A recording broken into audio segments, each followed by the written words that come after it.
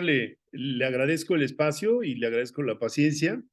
¿Qué aporta Popper? A ver, Popper es un pensador muy particular porque en realidad es un científico y es un autor que yo di en clase durante mucho tiempo. Yo daba epistemología y es un autor que me apasiona. Que además habría que comentar que el origen de este libro es bastante herético. O sea, Emilio Rabasa nos convocó a que escribiéramos sobre alguno de los autores que consideráramos fundamentales para el pensamiento democrático. De tal manera que cada quien sacó a relucir sus debilidades y Popper es una de mis debilidades. Así como para otros es Kelsen o para otros es Bobbio, etcétera, para mí es Popper. ¿Por qué la gozosa incertidumbre? Hay palabras que gozan de muy mala fama y una de ellas es la incertidumbre. Sin embargo, filosóficamente hablando, la incertidumbre es parte de la vida misma y tenemos que reivindicarla. Eh, Cuando hay regímenes autoritarios o cuando ha habido regímenes ideológicos, lo que venden son las certidumbres. Saber qué va a ocurrir de acuerdo a distintos esquemas. Por ejemplo, uno puede decir que los tres grandes vanidosos, Comte, Hegel y Marx, de alguna manera, con todas sus diferencias, pues prometían el arribo a un sitio seguro porque había una tendencia, había una teleología que lo estaba uno llevando. Y Popper, por su formación científica, sabe que eso no es posible. Y este señor, austriaco de origen, es un personaje porque resulta que cuando se entera bueno, ve venir al nazismo, sale de su país y no lo aceptan en Estados Unidos y no lo aceptan en Gran Bretaña y se va a Nueva Zelanda. Este individuo que había escrito tratados, porque son auténticos tratados, sobre la lógica de las ciencias, se va a Nueva Zelanda. Yo no quiero imaginar dónde consiguió los libros para escribir La Sociedad Abierta y sus enemigos. Y de la noche a la mañana había habido un seminario previo, se siente, dice, se entera de la invasión a Austria y dice, comienzo a escribir un libro en donde les voy a demostrar cómo desde Platón hasta estos días hemos estado vendiendo y hemos construido precisamente regímenes como el nazismo. Y lo que va a hacer es demostrar con criterios científicos que esas verdades únicas e inalterables no existen y que quien pretenda vendérnoslas nos está engañando. Su posición en ese momento no era, digamos, no voy a decir ya popular, ni siquiera era conocido. El individuo se encierra a escribir este libro allá en Nueva Zelanda y se lo envía a un amigo para su publicación. Lo termina varios años después, porque no encuentra editora. No hay una editorial que le pueda garantizar que le va a publicar un libro extenso, de unas 500, 600 cuartillas, o páginas, mejor dicho, y ahí el que le ayuda es Hayek, nada menos y nada más que el economista liberal, también de origen austriaco. Recordemos que Austria a principios del siglo XX fue una de las grandes cunas del pensamiento en todos sentidos. Estoy pensando en Freud, estoy pensando en pintura, estoy pensando en Kokoschka, en Klimt, en toda esa escuela magnífica, estoy pensando en Mahler. O sea, todos andaban por ese circuito y ahí se conocieron, interactuaron, tuvieron que salir. Mahler también era de origen judío, al igual que Popper. Se dispersan en el mundo y empiezan después a reencontrarse. Y total que es Hayek, nada menos y nada más, quien le consigue editorial al libro de Popper y se publica La Sociedad Abierta de sus Enemigos y esto causa un estruendo en la ciencia social. Ahora es muy común hablar de Hayek como el gran filósofo liberal o uno de los grandes filósofos liberales, pero él en realidad es un científico y siguió siendo un científico hasta el final de su vida. Siguió publicando tratados sobre ciencia. Y esta mente muy lúcida entendió que las ciencias sociales también operaban con ciertas reglas similares a las de las ciencias duras y empezó a divulgar su fórmula para destruir verdades inalterables. Y eso es parte de la democracia. Yo creo que la incertidumbre es parte de la democracia. Es decir, el día que sepamos quién va a ganar, algo está mal en esa democracia. El día que estemos ciertos de cuáles van a ser las decisiones que toma un Congreso, algo está mal en la democracia. Entonces no hay discusión, no hay debate, no hay, diría yo, la puesta en duda.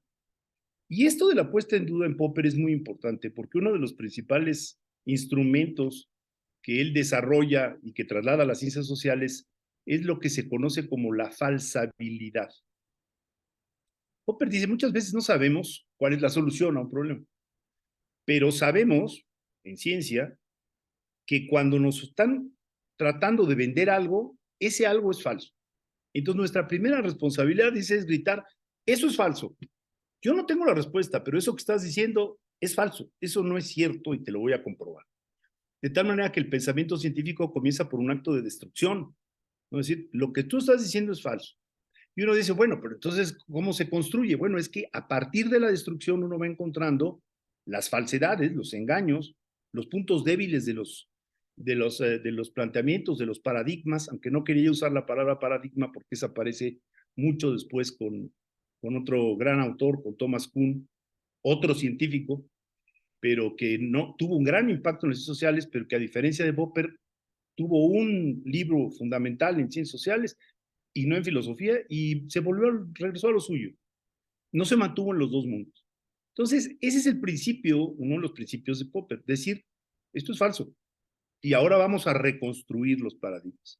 Si, por ejemplo, en el bloque soviético hubiera habido la libertad para poder decir, perdón, pero el plan quinquenal que propusimos hace 5 años no funcionó, no se produjeron los millones y millones de zapatos o toneladas de acero o toneladas de cemento que habíamos dicho, algo está fallando en el modelo, probablemente hubieran corregido. Las ciencias se mantienen precisamente por esta capacidad de irse renovando, de irse criticando a sí mismas, y ir diciendo en dónde empieza a haber anomalías. Cuando uno detecta una anomalía, es que algo del paradigma no está funcionando y por lo tanto hay que revisar. Y eso que parece tan sencillo tiene implicaciones sociales muy interesantes porque ¿cómo se da la crítica de un científico a otro científico? Se tiene que dar un ambiente de respeto y de libertad. Cuando los centros epistémicos están dominados por un dogma, por ejemplo, y alguien se sale de dogma y es criticado, ese centro epistémico está condenado a morir, allá no producir ciencia.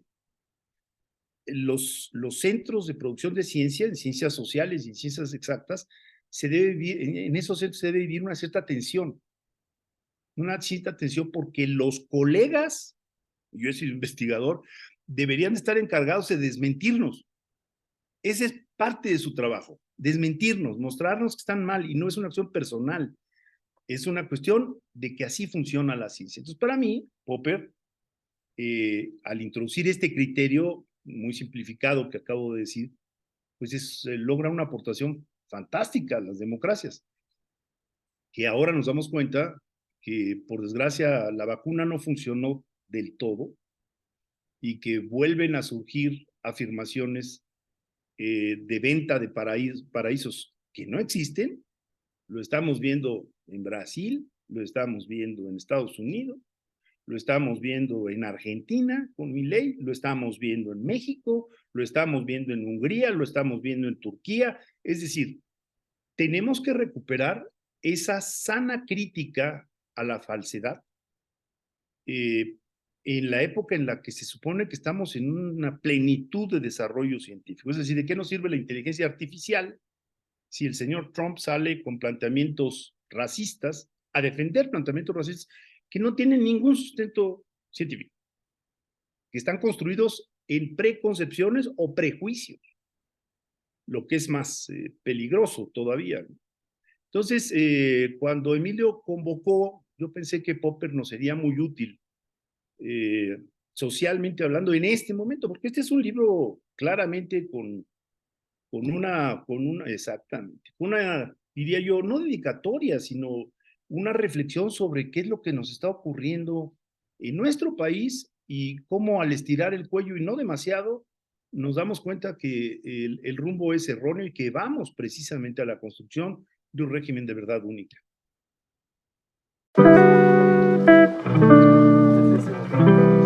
Es una pregunta muy interesante porque, a ver, todos los que estamos involucrados en este libro nos conocemos, incluso somos amigos.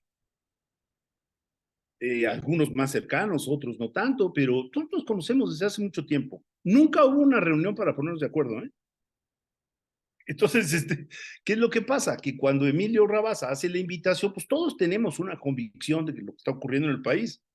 No es que hubiera habido sesudas reuniones de ¿y tú por qué vas a tomar a Kelsen o a Bobbio y tú a Popper y por qué no agarras este flanco para que quede cubierto? No, quien busque ese tratado no lo va a encontrar. Aquí lo que va a encontrar es una recopilación de debilidades razonadas, decir, ¿por qué creo que Kelsen es importante para la democracia? ¿O por qué creo? Hay muchos más autores, Don, por ejemplo, que en México es muy poco conocido.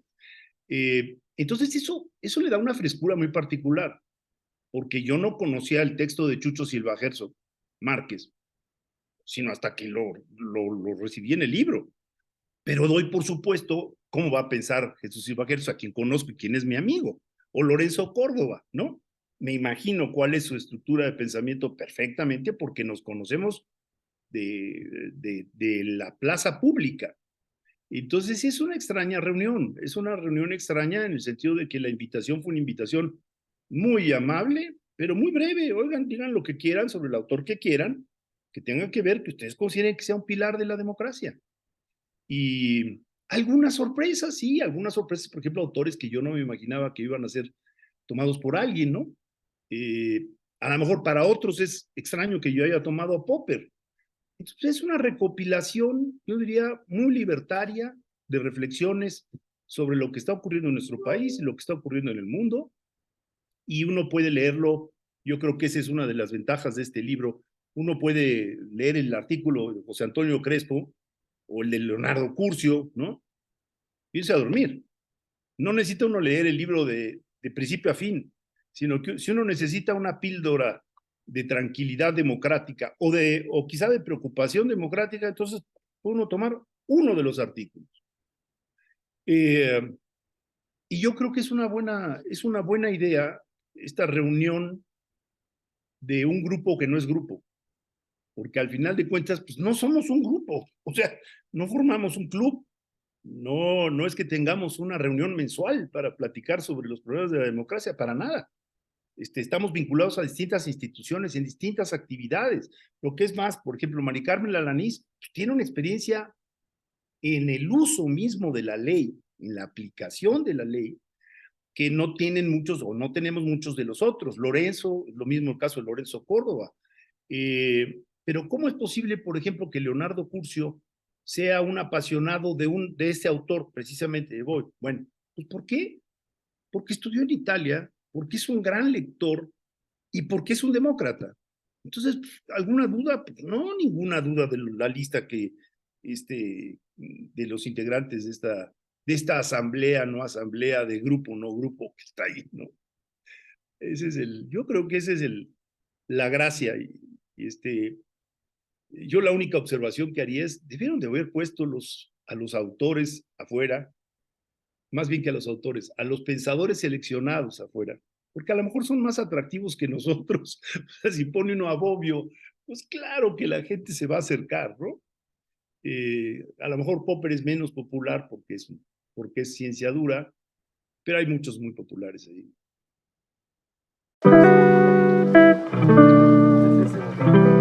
A ver, es una pregunta que lleva una reflexión generacional. Curiosamente, todos los que estamos aquí, más o menos pertenecemos a la misma generación, más o menos porque Pedro Salazar es mucho más joven. Pero cuando digo generación me refiero no tanto en términos de Ortega y Gasset, de cierta cantidad de años o cumplidos, etcétera, o lapsos de convivencia histórica. Lo que ocurre es que muchos de los que estamos aquí realmente pensamos que, por ejemplo, cuando se dieron los golpes de Estado en América del Sur, yo era estudiante, y cuando vimos a un Pinochet, cuando vimos a Videla, cuando vimos a Alfonsín reconstruyendo la democracia en Argentina, o cuando vimos caer, ¿qué le puedo decir?, a la dictadura somocista en Nicaragua.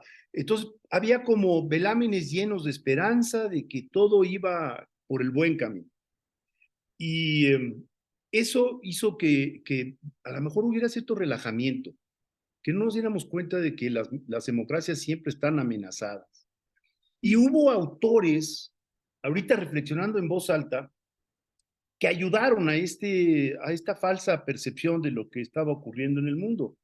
Por ejemplo, estoy pensando en todos los autores que defendieron las olas de la democracia. Huntington, por ejemplo, ¿no? Que decía, es que las democracias vienen con el desarrollo económico y si el capitalismo avanza, entonces va a avanzar la democracia. Parecía muy lógico y cuando releo a Huntington dice uno, tenía razón. En ciertos sentidos, los mercados, la apertura de los mercados garantiza derechos. Cuando uno se pone a pensar de dónde nació el derecho de gentes en el siglo XV, pues fue producto del comercio, de la necesidad de garantizar a los comerciantes que pudieran cruzar ciertos territorios que muchas veces había luchas feudales en curso y decían, bueno, ¿cómo vamos a atravesar por tal feudo si es enemigo del feudo previo o del enemigo del cual yo vengo? Y el comercio sí tiene un efecto civilizatorio sin duda, sin duda. Y esto fueron los años 80, las olas de la democracia y todo parecía que iba para enfrente y que no había retorno. Y empezó a haber ciertas anomalías, como por ejemplo China, porque China empezó a tener pues, mucho intercambio comercial, se abrió al mundo desde el punto de vista comercial, pero las reglas políticas no mejoraron. Entonces es un desarrollo capitalista autoritario. Eran anomalías que sí comentábamos, pero que no pensamos que en las democracias más desarrolladas, más instaladas, como la propia mexicana a principios de este siglo, con la alternancia, la llegada de Fox, el Instituto Nacional de Acceso a la Información, la evolución del IFE al INE, la ampliación de las facultades del Tribunal Electoral, la mayor independencia de la Corte. Decíamos, no, esto está muchísimo más instalado. Y de pronto empezamos a darnos cuenta que ya ha habido un texto fantástico de Fernando Escalante que se llama Democracia sin ciudadanos o algo así. Si no hay conciencias democráticas, las instituciones se pueden venir al piso. Y esta tesis en los estudios de cultura política se han hecho mucho. ¿Qué tan demócratas son los ciudadanos? Por ejemplo, hubo un estudio de opinión pública realizado por The Wall Street Journal, si no mal recuerdo, en donde la pregunta reactiva era muy sencillo. ¿Qué prefiere usted? ¿Mano dura o democracia para su país? No hubiera dicho, bueno, democracia, ¿no? Todo el mundo va a contestar democracia. Se hizo en todo el continente de América. La sorpresa fue, pues, que el pensamiento autoritario, los que defienden el pensamiento autoritario, nunca desaparece. ¿Cómo que nunca desaparece? No, ni en Estados Unidos. Esta encuesta tiene 20 años y ahí se estaba gestando Trump. Había no me recuerdo si era un 6, 8% de la población que decía, yo prefiero la mano dura.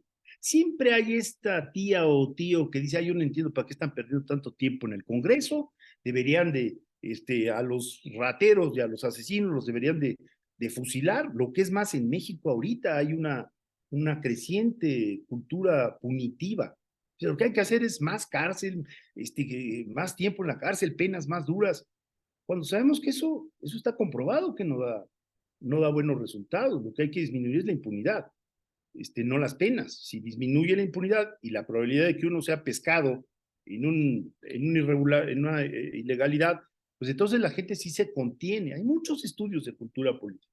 En ese estudio en particular aparecieron algunos datos muy preocupantes, como por ejemplo, en Guatemala, más del 50% de la población prefería un régimen autoritario. Y en México nunca descendió del 25%. Entonces, ahí estaba, ¿no? Estas personas que a pesar de estar viendo, a pesar de tener comercio con Estados Unidos y poder comprar bienes de todo el mundo, seguían diciendo la democracia estorba, la democracia es perder el tiempo. Tenemos que regresar a un régimen más duro, que ponga orden, ¿no? Esta idea del orden. que bueno, está en la bandera brasileña. Y yo creo que ahí, digamos, las señales estaban, pero nunca pensamos que fueran a extenderse tan rápido, que ese pensamiento autoritario fuera a doblegar en algún sentido en las votaciones a muchas naciones, porque en realidad son dictadores que entran por la puerta democrática. Lo que estamos viendo en Nicaragua, increíble, ¿no? Yo estuve en Nicaragua cuando ganó la revolución, soy amigo de Sergio Ramírez, bueno, ¿quién iba a imaginarse que Ortega iba a involucionar en un dictador como el que estamos viendo? Por supuesto, en esos países hay enormes resistencias, lo mismo en Venezuela, pero ocurrió, votaron por ellos, fueron electos. Entonces, eso yo creo que también propició una reacción para escribir este libro y por eso debe de estar en las librerías o en las bibliotecas, perdón, de todas las escuelas, ¿no? Porque es un riesgo permanente. No hay correlación, por ejemplo, uno decía, bueno, una sociedad educada, en el sentido de medir los años de escolaridad de una nación, conforme se vaya educando y aumenten los grados de escolaridad, primaria, secundaria, preparatoria, en fin, educación superior, esas sociedades son garantes de que no va a haber retrocesos. No se comprueba en la realidad. O, por ejemplo, pensar que el pensamiento científico, aquel que defendía John D. Bernal, un autor de epistemología famosísimo, decía, no, ya entramos en la etapa de pensamiento científico y la ciencia va a desplazar por sí misma a los dogmas. El pensamiento religioso se va a empequeñecer y el pensamiento científico que explica la realidad va a conquistar todo el territorio y las conciencias. Pues no, resulta que no es así. La potencia que más investigación y más ciencia produce, más investigación tiene y más ciencia produce, es una nación que podría volver a instalar a Donald Trump en la presidencia el año que viene. Entonces se nos fueron cayendo ciertos amarres o ciertos bastiones que pensábamos que eran inamovibles, ¿no? A mayor educación, mayor garantía de defensa de las libertades. Falso, falso. La democracia es una costumbre, ya echó raíces, ya no va a haber para atrás. Falso. Ya nos acostumbramos a debatir todo y entonces no vamos a aceptar, no se va a volver a aceptar la instrucción de un solo hombre. Veamos lo que acaba de pasar en la Cámara de Diputados en México, ¿no? En donde hasta por dignidad los señores diputados no modificaron el paquete económico, el presupuesto de egresos de la Federación. Hubo 3,000 observaciones, 3,300 o algo así, y modificaron 3 de ellos. No admitieron una de la oposición. Esa es una cultura total. Entonces yo creo que sí es momento de empezar a vacunar, diría yo, en contra del pensamiento autoritario, es decir, explicar qué es el pensamiento autoritario. Porque la gente siente que su vida cotidiana más o menos funciona, dependiendo la entidad, el grado de violencia, pero es, bueno, y hay algo que es muy curioso. El otro día, platicando con algunos amigos, decíamos, es que, ¿de dónde sacamos que a la gente le gusta la política? No es cierto. La gente, y eso está comprobado, el ciudadano común, lo que quiere es que pasen las elecciones para regresar a su vida cotidiana, que el comercio se abra, abrir la cortina del comercio y que haya compras y ya dejar atrás toda esa discusión. No quieren incluso enfrentar en las casas las divergencias. Eso que ahora estamos viendo no era nuevo. Hace poco, platicando con Cuauhtémoc Cárdenas, decía yo, esto ya ha pasado. Cuando decía, no es que el grado de aprobación, le decía, bueno, acuérdate, en el 89, yo lo acompañé en algunas de sus recorridos, cuando preguntábamos por quién va a votar, la gente decía por el PRI y votaban por el PRD. Entonces había como un desfase entre lo que estaba ocurriendo en la realidad y lo que nos decían las encuestas. Eso que se llama voto oculto se da siempre que se presentan periodos en donde las sociedades, los ciudadanos se sienten amenazados, oprimidos o en un ambiente no amable. Y eso lo hemos vivido en México en los últimos 5 años de manera muy clara, desde amenazas usando el aparato fiscal del Estado, una cosa increíble, ¿no? Las auditorías dirigidas a periodistas, los ataques directos a los periodistas. La gente le da miedo eso. Y entonces se comprime y dice, mira, yo no quiero entrar en conflictos, yo no me voy a pelear con mi yerno que es favorable a fulano o a sutano, y entonces el domingo en la tarde se habla de fútbol, no se habla de política. Entonces, sí somos algunos grupos como los llaman los encuestadores hiperactivos, ¿no? Los que estamos todo el tiempo reflexionando sobre eso, pero la política, la verdad es que la gente preferiría que no hubiera, y eso es parte del pensamiento autoritario, que no hubiera tanto jaleo, tanta crítica, tanto manotazo en las cámaras. ¿Por qué no se ponen de acuerdo ya, sacan lo que sea, ¿no? Pero que la cotidianidad siga adelante. Proust decía que nada le cuesta más trabajo al ser humano que ir de una costumbre a otra, ¿no? Y hay algo de cierto.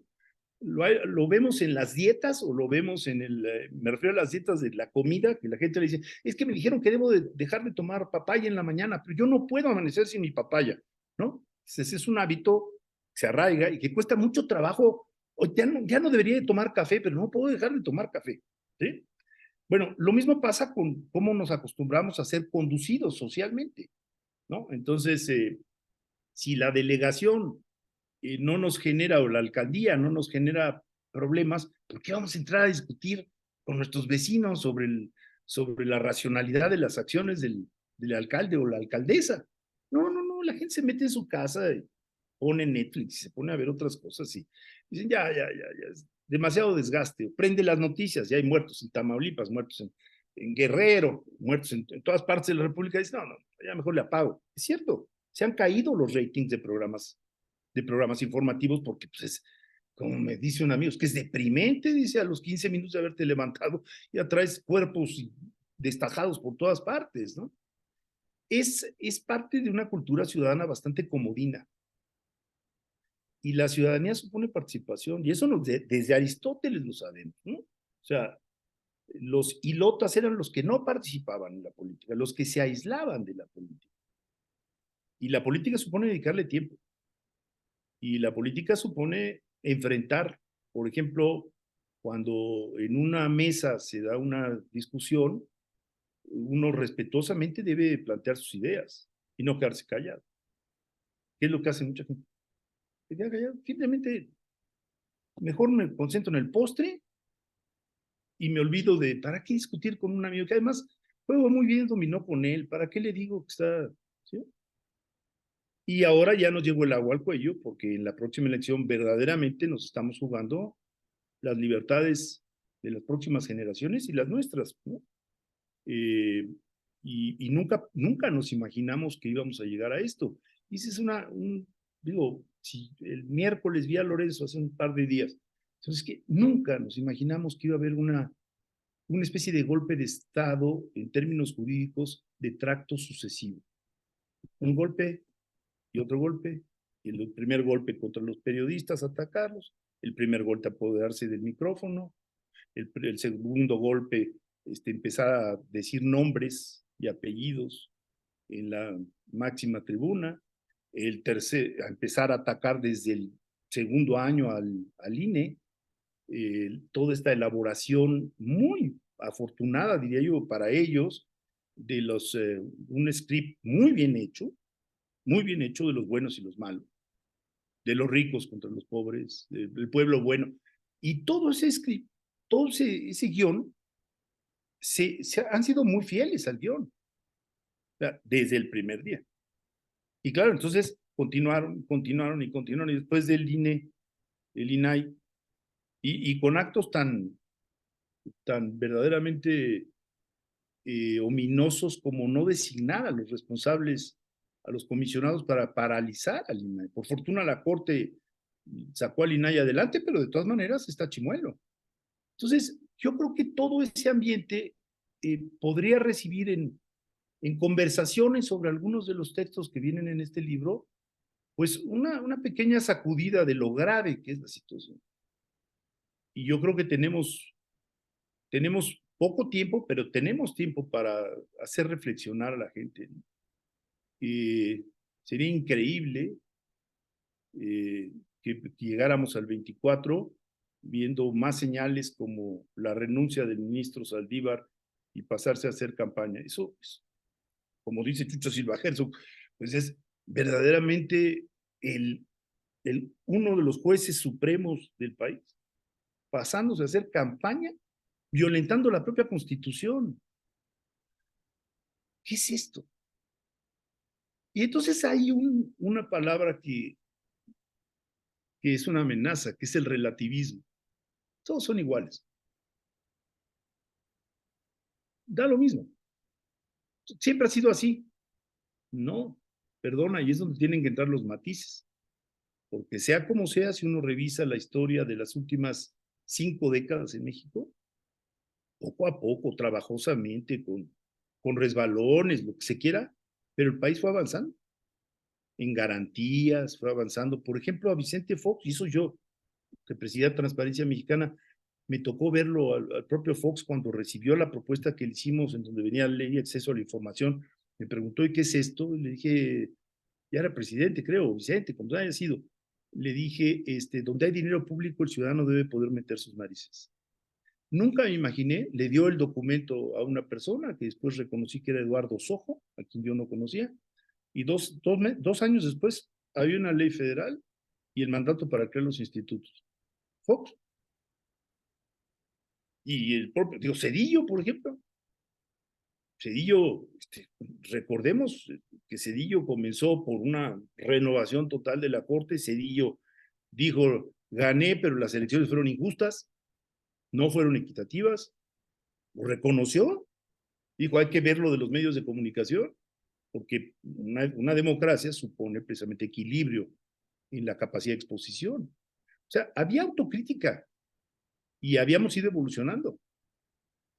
Y ahora 5 años de golpes sucesivos, pues definitivamente nos están poniendo contra la pared, ¿no?